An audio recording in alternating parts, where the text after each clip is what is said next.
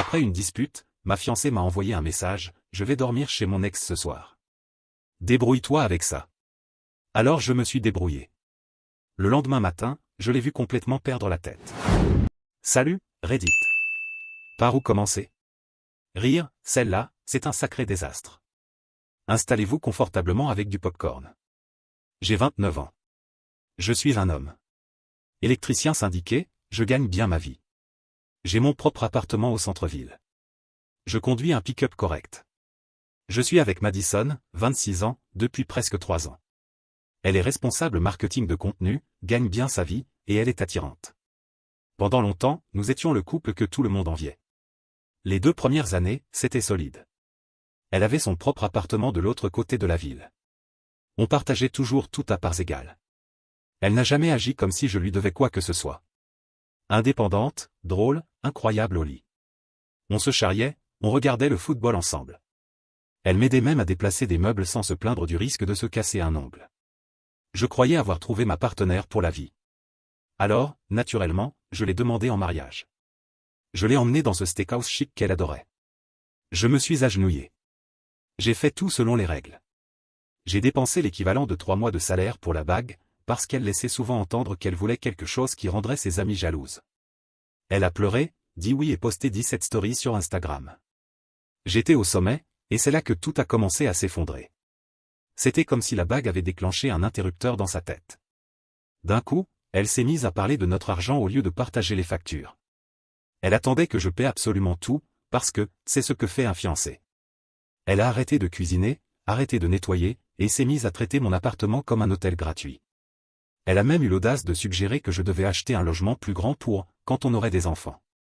Puis elle a commencé à dire que je devrais investir dans notre avenir en changeant de pick-up pour un véhicule plus familial. Traduction, elle voulait que je m'endette de 60 000 $ pour qu'elle puisse frimer devant la file de l'école. Mais le vrai poison venait de sa meilleure amie, Alexis, célibataire, amère, coincée dans un job administratif sans avenir, et qui passait son temps libre à saboter les relations autour d'elle. Depuis les fiançailles, Madison l'avait choisie comme demoiselle d'honneur, et Alexis s'était donné pour mission de transformer Madison en princesse gâtée. Chaque fois qu'Alexis venait, j'entendais des chuchotements dans la cuisine au petit-déjeuner.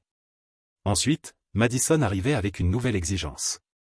Alexis dit que tu devrais payer tout le mariage, puisque tu es l'homme. Alexis pense que je mérite une plus grosse bague. Alexis dit que je ne devrais pas avoir besoin de travailler après notre mariage. Chaque discussion me coûtait plus d'argent et me faisait perdre plus de respect. Le pire? Alexis s'installait sur mon canapé, buvait mes sodas, mangeait ma nourriture, et me faisait la leçon sur la façon dont un vrai homme doit traiter sa femme. Et ça, venant de quelqu'un qui était célibataire depuis 3 ans, et dont le dernier copain l'avait quitté pour sa propre cousine. J'ai confronté Madison directement. Je lui ai dit qu'Alexis était toxique et qu'elle essayait de saboter notre relation parce qu'elle ne supportait pas de voir son amie heureuse. Tu es paranoïaque, m'a répondu Madison. Elle veut seulement le meilleur pour moi. Non, ce qui serait le meilleur pour toi, ce serait de couper les ponts avec cette harpie aigrie avant qu'elle nous détruise. Alexis m'a entendu, a souri avec ce faux air mielleux et a lâché, je pense juste que Madison mérite d'être traitée comme une reine. Si ça te menace, peut-être devrais-tu te demander pourquoi. J'aurais dû dire exactement ce que je pensais, mais je me suis tu. J'aurais dû écouter mon instinct et rompre à ce moment-là. J'aurais dû voir les signes, quand Madison a commencé à se ranger de l'avis d'Alexis au lieu de me défendre. Le point de rupture est arrivé il y a 6 semaines. Madison a annoncé qu'elle voulait partir à Miami avec Alexis et quelques amis pour une semaine, entre filles. Une semaine entière de soirée, service de bouteilles chaque soir, hôtel de luxe. 2 mois avant notre mariage. C'est comme mon enterrement de vie de jeune fille, a-t-elle dit. Ma dernière chance d'être sauvage avant de me calmer. Non, tu ne te calmes pas. Tu te maries avec moi. C'est différent. Tu vois ce que je veux dire, ne sois pas dramatique. Non, je ne vois pas du tout ce que tu veux dire. Explique. Elle s'est mise sur la défensive. Elle a dit que j'étais contrôlant, qu'elle méritait de s'amuser avant que la vraie vie commence. La vraie vie. Comme si nos fiançailles n'étaient qu'une salle d'attente avant d'entrer en prison. Je lui ai dit que c'était hors de question. Appelez-moi vieux jeu, mais jamais je ne laisserai ma fiancée faire la fête à Miami alors que je paie les avances pour le mariage et les contrats avec les prestataires. C'est alors qu'Alexis a ouvert sa bouche depuis le canapé, tu vois, Madison? Je t'avais dit qu'il essaierait de te contrôler. Et ce n'est que le début. La dispute qui a suivi a été nucléaire. Madison hurlait à propos de confiance et de liberté. Moi, je soulignais que vouloir vivre comme une célibataire tout en portant ma bague n'avait rien à voir avec la confiance, mais avec le respect. Alexis, assise là, rajoutait de l'huile sur le feu avec ses petites piques. Et puis Madison a lâché, alors, très bien. Madison a fini par hurler, si tu ne me fais pas confiance, alors peut-être qu'on ne devrait pas se marier. Peut-être qu'on ne devrait pas, ai-je répondu. Silence.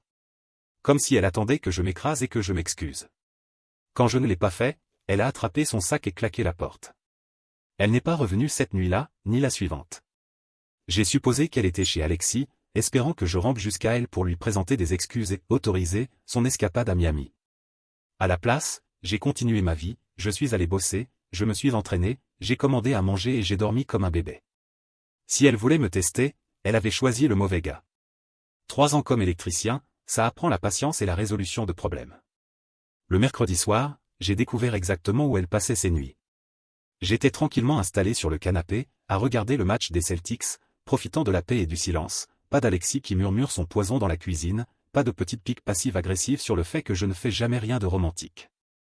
Juste moi, un soda et du basket. Puis mon téléphone a vibré. Un message de Madison.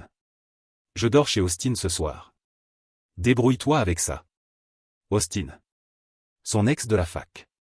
Celui qu'elle disait être juste un ami, mais dont le simple nom rendait l'air lourd quand il apparaissait dans la conversation. Le même qui envoyait des messages, au hasard, à chaque fois qu'on se disputait. Je l'ai rencontré une fois, le cliché du trader persuadé d'être encore dans une fraternité. Je suis resté planté là, à fixer ce message pendant 1 minute entière. Je l'ai relu 3 fois, juste pour être sûr que je n'étais pas en train d'halluciner. Mon premier réflexe ? Faire exploser son téléphone, exiger des explications, foncer là-bas et la ramener de force. Ça aurait été l'ancien moi. Et c'était exactement ce qu'elle attendait que je fasse. Au lieu de ça, j'ai reposé le téléphone, ouvert une autre canette et réfléchi. Cette femme, qui portait une bague de fiançailles à 8 000 $ que je lui avais offerte, venait de m'annoncer qu'elle allait passer la nuit chez son ex, et elle m'ordonnait de gérer ça. Après avoir laissé son ami toxique saboter notre couple pendant des mois. Le niveau de manque de respect était sidérant. Mais en même temps, une clarté s'est installée. Comme si, soudainement, je voyais exactement qui elle était vraiment. J'ai fini ma boisson, éteint le match et je me suis mis au travail. Parce qu'il y a un détail important concernant mon appartement, il est à moi. Mon nom sur le bail, mon dépôt de garantie, mes meubles, tout. Je paie 1 400 $ par mois pour un T1 au centre-ville, et je peux me le permettre. J'aime vivre seul. Madison avait emménagé 8 mois plus tôt. Sa seule contribution ? Les courses et les factures d'électricité et d'eau. C'est tout ? En réalité, elle était une invitée prolongée. Il était temps de faire le check-out. Alors j'ai commencé à emballer ses affaires. Sans colère, sans précipitation, ses vêtements, son maquillage, sa petite jungle de plantes, ses bouquins, tout. J'ai utilisé de bons cartons Amazon, et j'ai même emballé les objets fragiles dans du papier bulle, parce que je ne suis pas un enfoiré complet. Pendant tout ce temps, silence radio. Pas un message d'excuse. Rien. Elle était sérieuse. 3h30 plus tard, absolument toutes ses affaires étaient prêtes et chargées dans mon pick-up. Et le plus drôle, c'est que je savais exactement où vivait Austin. Madison m'avait déjà demandé de la déposer chez lui une fois, soi-disant pour une session d'études de groupe. Elle m'avait demandé de ne pas monter parce que, le colocataire d'Austin n'aimait pas les étrangers. J'aurais dû voir le drapeau rouge dès ce moment-là. Entre minuit et 2h du matin, j'ai fait 4 allers-retours. J'ai empilé soigneusement ses affaires devant la porte de l'appartement d'Austin, comme si j'étais une société de déménagement professionnel. J'ai même laissé un mot, puisque tu loges ici désormais, bonne installation. Logan. Puis je suis rentré chez moi, plus léger que je ne l'avais été depuis des mois. Au matin, première mission, Home Depot. J'y ai acheté des serrures connectées. Je les ai installées moi-même en buvant mon café et en écoutant un podcast. Posé, méthodique. Ensuite, j'ai filé au travail, comme si c'était un jeudi ordinaire. Vers midi, mon pote Carter m'a envoyé un message. Il vit dans le même immeuble qu'Austin, bosse à domicile comme graphiste freelance. Pas de filtre, langue acérée. Il m'écrit. Mec, je viens de voir une fille transporter des cartons dans un Uber devant l'appart d'Austin. Elle avait l'air dévastée. Tout va bien ? Je lui ai envoyé les captures d'écran des messages. Bordel, mec. Niveau suprême de manque de respect. Exact. Alors j'ai géré. C'est dingue. Tu veux que je garde un œil au cas où? Ça risque d'être intéressant. Fais comme tu veux. Ce n'est plus mon cirque. Le vendredi, tout le chantier était déjà au courant. Ces gars-là ne rigolent pas quand il s'agit de donner des conseils relationnels. Tu l'as virée juste à cause d'un texto, m'a demandé Morgane, notre installateur principal. Elle m'a dit de gérer le fait qu'elle passe la nuit chez son ex. Alors je l'ai fait. Exactement, a opiné Hunter en hochant la tête. Attitude alpha. La plupart auraient couru derrière elle en pleurant. Ma femme a essayé ce petit jeu une fois, a ajouté Morgane. Je l'ai coupé net. Si tu laisses passer, elles te marcheront dessus pour le reste de ta vie. Mais moi, au fond, j'étais surtout curieux de voir comment tout ça allait tourner. Et Carter ne déçoit jamais avec ses infos. Ce jeudi-là, j'ai dormi comme un bébé. Première vraie nuit complète depuis des semaines sans quelqu'un qui soupire bruyamment toutes les 5 minutes à cause du stress du mariage, ou qui se plaint que les fiançailles de ses amis étaient tellement plus romantiques. Vendredi matin, 7h45 pile, on aurait dit que quelqu'un essayait de forcer ma porte. Je jette un œil par le Judas, Madison. Elle avait l'air de s'être roulée dans une benne à ordures. Cheveux en bataille, maquillage de la veille coulant sur son visage, tremblante de rage. Logan, ouvre cette porte. Ma clé ne marche plus. J'ai commencé par préparer un café. Presse française, bon grain, tout le rituel. Je l'ai laissé cogner et hurler pendant 5 bonnes minutes pendant que je consultais mes mailles de boulot. Quand j'ai enfin ouvert, en gardant la chaîne de sécurité, elle avait l'air prête à commettre un meurtre. Bonjour, rayon de soleil. Bien dormi. Qu'est-ce que tu as fait à ma clé? Ta clé? C'était une copie que je t'avais prêtée. J'ai changé les serrures. Seuls les résidents ont les codes. Mais je suis résidente. Ça, c'était avant. Tu as emménagé mercredi soir, chez Austin. Son visage est passé du rouge au blanc, puis au violet, avant de virer à une couleur que je n'avais jamais vue. Comme regarder un anneau d'humeur imploser. Tu n'as pas le droit. J'habite ici. Tu recevais du courrier ici de temps en temps. Ça n'a rien à voir. Tu vivais ici comme mon invité, pas comme locataire. Ce n'est pas ce que tu crois. Le colloque d'Austin était en crise et... Je m'en fiche. Tu as fait ton choix. J'ai fait le mien. Simple transaction. Et mes affaires? Bien rangées devant la porte d'Austin. Tu ferais mieux de te dépêcher, on annonce 60% de chance de pluie. C'est laquelle a complètement perdu la tête. Elle s'est mise à hurler comme une possédée, frappant la porte, me menaçant d'avocat, de son père, jurant qu'elle allait ruiner ma vie. La voisine du 4B a entrouvert sa porte pour voir la scène. Un seul regard vers Madison en plein délire, et elle a secoué la tête avec cette expression du genre « Je t'avais prévenu, gamin ». Elle n'a jamais aimé Madison, la trouvant trop gâtée pour son âge. Espèce de psychopathe. J'ai des droits. J'ai vécu ici 8 mois. Et plus maintenant. Bonne journée, Madison. J'ai fermé la porte et mis mon casque anti-bruit. J'ai préparé mon petit-déj tranquille pendant qu'elle continuait à s'époumoner dans le couloir. Œufs brouillés, jus d'orange frais. 20 minutes plus tard, silence. Coup d'œil par le Judas. Parti. Vers midi, Carter m'a appelé, mort de rire. Mec, j'ai vu ton ex débarquer chez Austin, les yeux rouges, mascara dégoulinant. Elle a commencé à charger ses cartons dans un Uber. Mais le meilleur, attends. Austin a une copine. Quoi? Et ouais, elle est. Elle vit là depuis des mois. La fameuse crise du coloc, c'était elle découvrant qu'une autre femme dormait chez elle et qu'on lui présentait ça comme une amie en difficulté. Et ça devenait encore plus croustillant. Elle revenait d'une garde de nuit, elle est infirmière. Elle est tombée sur les affaires de Madison empilées devant la porte, et sur Madison à l'intérieur, en train de préparer le petit déjeuner comme si l'appart lui appartenait. La dispute était audible 3 étages plus bas. Le syndic a dû intervenir pour les séparer. Austin tentait de s'expliquer auprès des deux, elle menaçait de le quitter, et mon ex pleurait qu'elle n'avait plus nulle part où aller. Mieux qu'une télé-réalité. Et ce n'était pas fini. Madison a essayé de convaincre elle qu'elle était une sorte d'amie de soutien émotionnel d'Austin et qu'elle avait besoin de rester là pour sa santé mentale.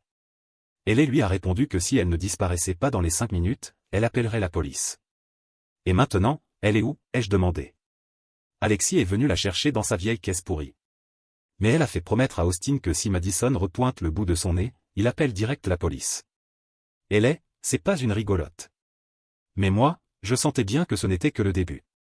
Vendredi après-midi, j'ai reçu un appel de la sécurité de l'immeuble. Monsieur Logan, il y a une femme ici qui dit être votre fiancée et qui veut qu'on la laisse entrer.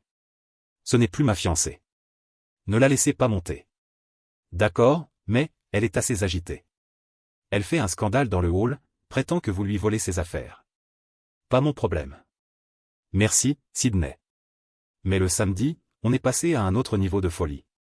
Le matin, tranquille avec mon café et mon téléphone, je reçois encore un appel de Sydney. Logan, il faut que vous descendiez au hall. Votre ex est là avec un homme plus âgé et une femme d'âge mûr. Ils disent qu'elle a des droits légaux d'entrer dans votre appartement. Je descends. Et là, Madison, accompagnée de ses parents. Son père Benjamin, mallette à la main, mine grave. Sa mère Victoria, bras croisés, en mode pose de tribunal. Madison habillée comme si elle allait plaider devant un juge. Sydney, l'agent de sécurité ex-marine, ne les a pas laissés monter sans mon autorisation. Benjamin attaque direct. Logan, c'est quoi cette histoire? Tu laisses ma fille sans toi? Bonjour Benjamin, bonjour Victoria. Je leur fais un signe de tête. Je n'ai laissé personne à la rue. J'ai mis fin à nos fiançailles après qu'elle a choisi de passer la nuit chez son ex et qu'elle m'a dit de gérer ça. Victoria intervient avant que Benjamin ne réponde. Tu ne peux pas simplement mettre les gens dehors. Elle a des droits. Elle vivait ici comme mon invitée. Victoria n'a jamais signé le bail, jamais payé le loyer, jamais établi de résidence légale. C'est ridicule. Elle était pratiquement ta femme. J'ai sorti mon téléphone et montré la capture d'écran, je dors chez Austin ce soir. Débrouille-toi avec ça. Ce n'est pas ainsi qu'une épouse parle à son mari. L'œil de Benjamin a eu un petit spasme. La bouche de Victoria s'est entr'ouverte, incrédule. Madison a bafouillé que, ce n'était pas ce que ça avait l'air. Benjamin a insisté. Tu exagères. Non, Benjamin. Ça, ce n'est pas une explication. C'est une déclaration de guerre. Victoria a essayé la carte de la culpabilité. Elle a commis une erreur, un simple texto. Tu détruis sa vie pour rien. Non. Elle a détruit sa propre vie avec ce message. Moi, je n'ai fait que répondre en conséquence. Benjamin a ouvert sa mallette. Nous sommes prêts à lancer une procédure pour expulsion illégale et vol. Allez-y, je vous en prie.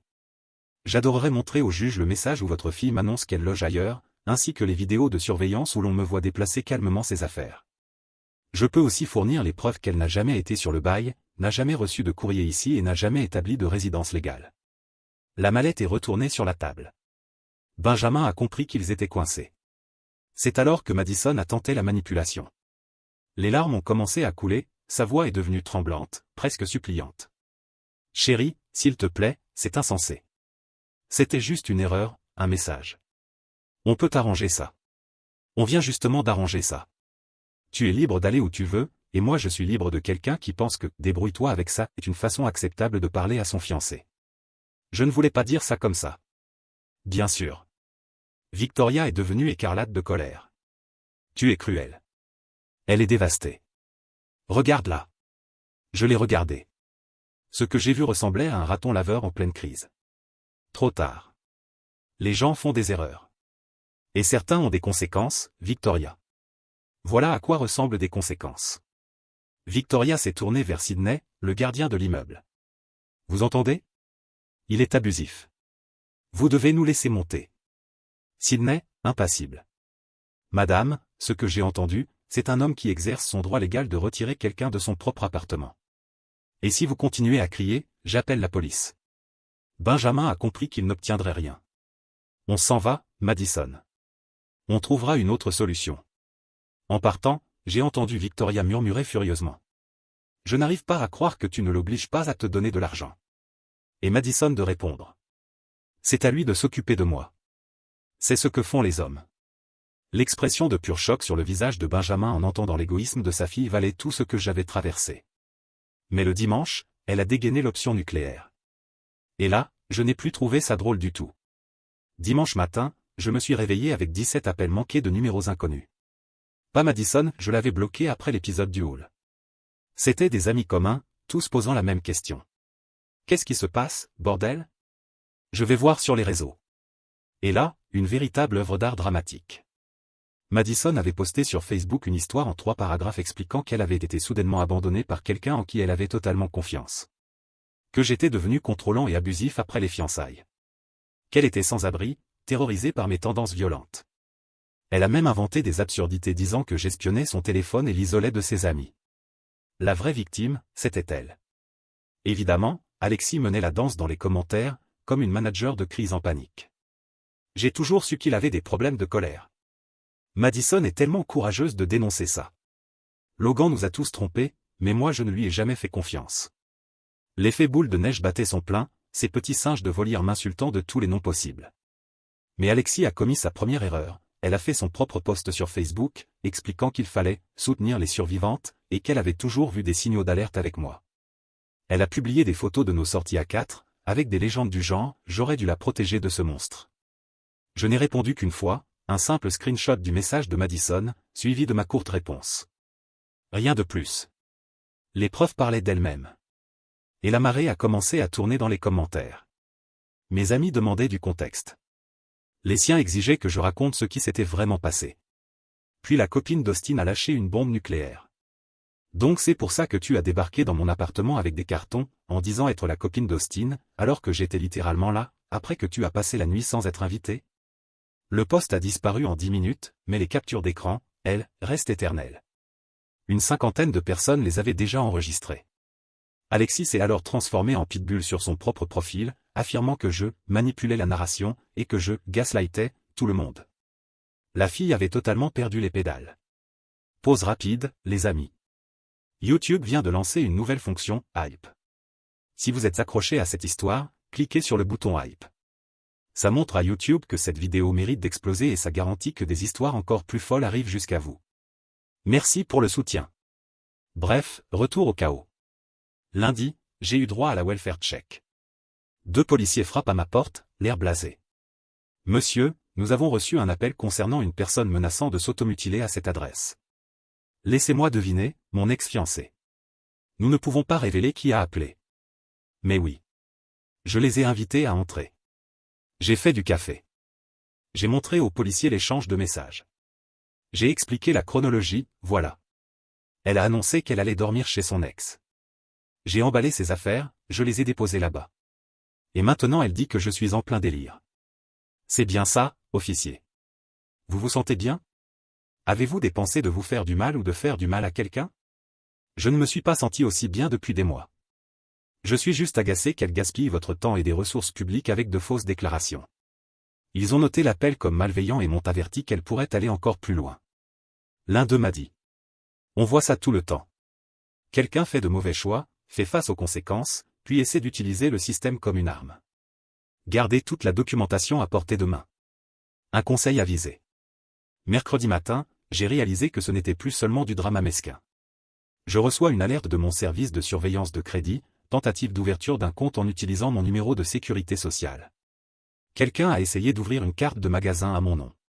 Ça a échoué, car le numéro de téléphone ne correspondait pas, mais ils avaient bien mon SSN, ma date de naissance et même mon ancienne adresse de fac. Devinez qui? J'ai immédiatement appelé l'agence de crédit. Ils ont confirmé les détails, tentative d'ouverture avec une limite de 5 000 $. Tous mes renseignements personnels, sauf le mauvais numéro de téléphone. J'ai gelé mon crédit auprès des 3 bureaux. Puis j'ai appelé la police. Et le policier qui a pris ma déposition? C'était le même que celui de la vérification de bien-être. Votre ex-fiancé encore? Oui. Elle monte d'un cran. Le vol d'identité est un crime grave, Logan. Là, c'est sérieux. Fini de jouer. J'ai déposé une plainte officielle et obtenu un numéro de dossier. Il m'a conseillé d'engager un avocat et d'envisager une ordonnance restrictive. Et il avait raison. Jeudi, notification de tentative de réinitialisation de mes mots de passe email, banque, même mon compte PlayStation, tout redirigé vers un email inconnu. Vendredi, Carter m'appelle avec une nouvelle qui m'a rendu fou. Mec, ta tarée d'ex a convaincu Austin de la laisser rester quelques jours. Ça fait 3 semaines maintenant. Elle a pris le contrôle de l'appartement. Comment ça? Elle a bougé les meubles, jeté les affaires de LA. Et elle répète à tout le monde que tu vas finir par supplier pour qu'elle revienne. Complètement délirante. Elle veut déménager. Austin flippe des deux.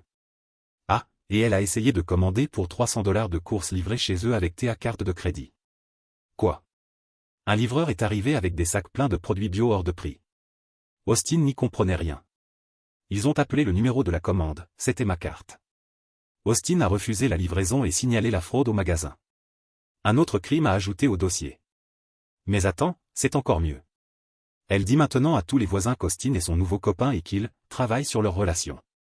Elle a même posté des stories Instagram depuis son appart en parlant de « nouveau départ » et de « trouver le véritable amour ». Elle l'a vu et a pété un câble. C'est là que j'ai décidé qu'il était temps d'appuyer sur le bouton nucléaire. Mais avant, il y avait un détail à régler, récupérer cette bague à 8 000 $. Lundi matin, j'ai engagé Alexia, une avocate spécialisée dans le harcèlement et le cyberstalking. Je l'avais connue par un collègue qui avait vécu une situation similaire. 3 500 $ d'avance. Mais après la tentative de fraude bancaire, j'avais terminé avec les jeux. Première étape, Alexia a envoyé des lettres de CAZ2ist à Madison, Benjamin, Victoria, Alexis et toute la volière de singes volants qui marcelaient. Les lettres étaient impeccables, listant tout, de la fausse vérification de bien-être jusqu'à la tentative de vol d'identité. Elle précisait que tout contact supplémentaire entraînerait une action judiciaire immédiate. La plupart des amis de Madison se sont écrasés aussitôt. Benjamin a même répondu via son propre avocat avec des excuses formelles, expliquant qu'il n'était pas au courant de l'escalade et qu'il garantirait l'absence de tout contact. La réaction d'Alexis, en revanche, était un bijou. C'est du harcèlement. Madison est la vraie victime. Logan essaie de nous réduire au silence. Alexia a répondu avec une lettre de 2 pages expliquant la loi pénale, rappelant que son ami avait commis plusieurs crimes, et que toute communication supplémentaire serait considérée comme obstruction à la justice et rapportée aux autorités compétentes. Après ça? Silence radio. Mais avant de lancer la procédure pénale, il me restait une chose à régler, la bague. Je lui ai demandé. Elle m'a expliqué que, dans cet état, si les fiançailles sont rompues par la destinataire, la bague doit être rendue au donateur. C'est considéré comme un cadeau conditionnel. Parfait. J'avais encore le reçu, l'évaluation et l'assurance. Alexia a rédigé une lettre exigeant que Madison restitue la bague sous 72 heures, faute de quoi une action civile pour appropriation illégale et vol serait engagée. La lettre a été livrée à l'appartement d'Alexis, où Madison s'était réfugiée. Le mardi, mon téléphone a explosé.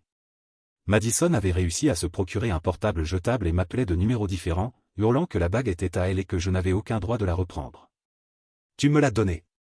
Tu ne peux pas la reprendre juste parce que tu fais ta crise. Lis la lettre, Madison. Je ne te donnerai rien de plus. Cette bague est à moi. Je l'ai gagnée.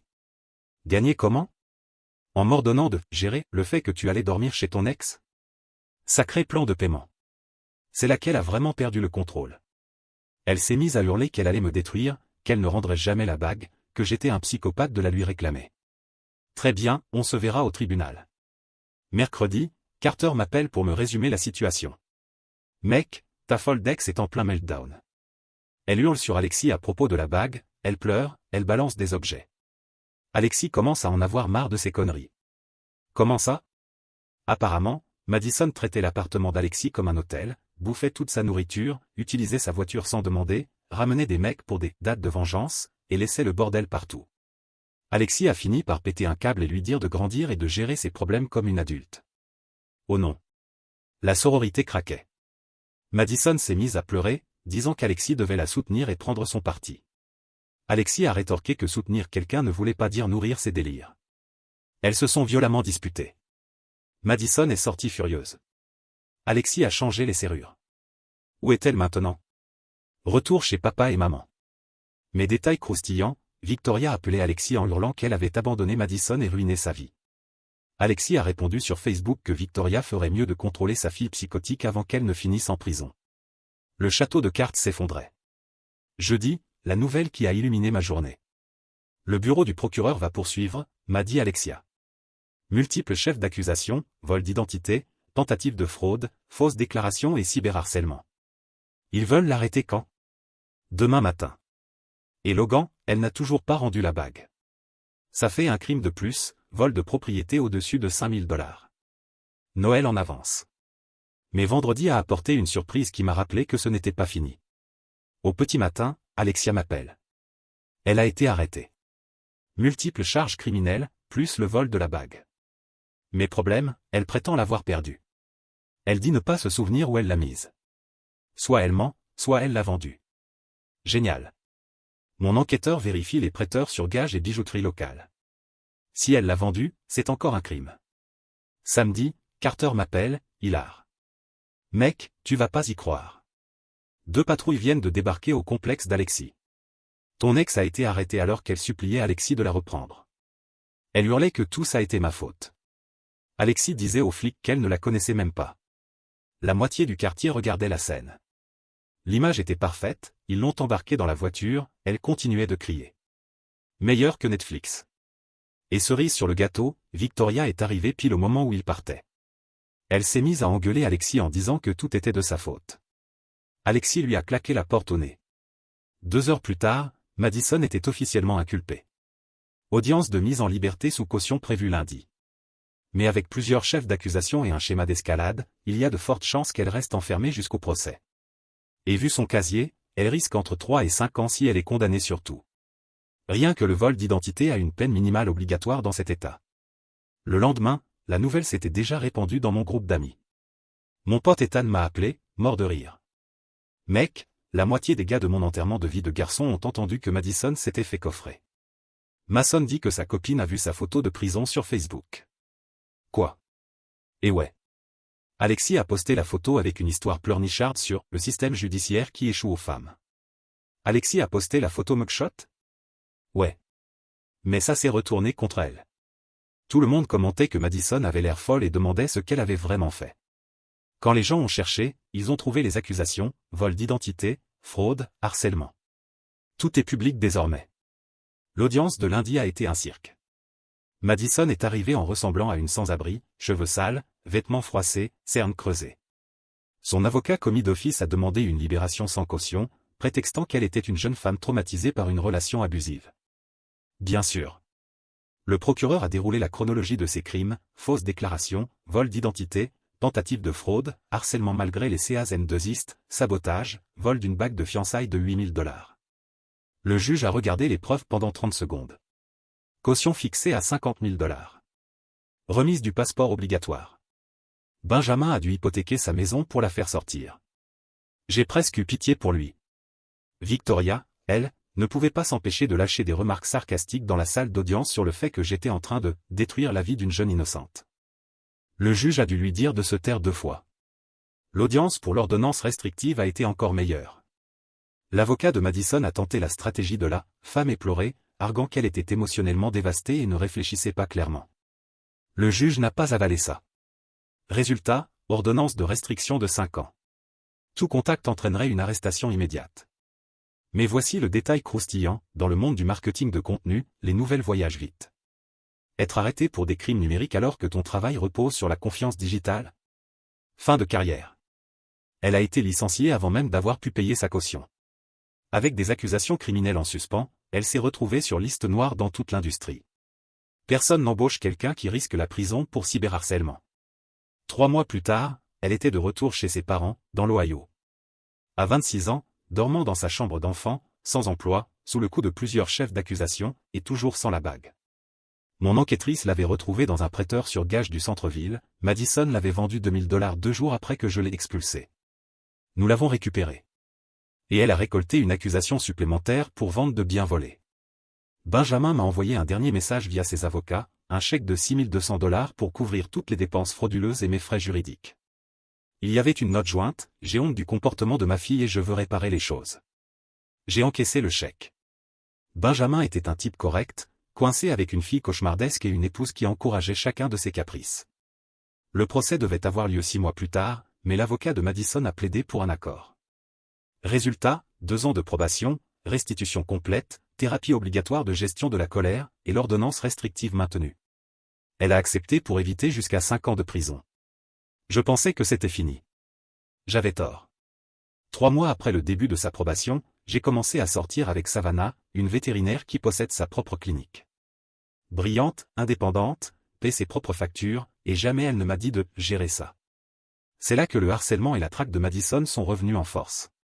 6 mois plus tard, tout allait bien, j'étais toujours dans mon appart, je faisais des heures sup qui augmentaient mon salaire, et Savannah et moi étions solides.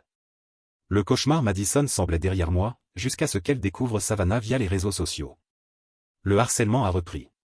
Elle a créé de faux comptes Instagram pour cibler la page de la clinique, laissant des avis à une étoile affirmant que Savannah était malhonnête et avait volé le fiancé de quelqu'un.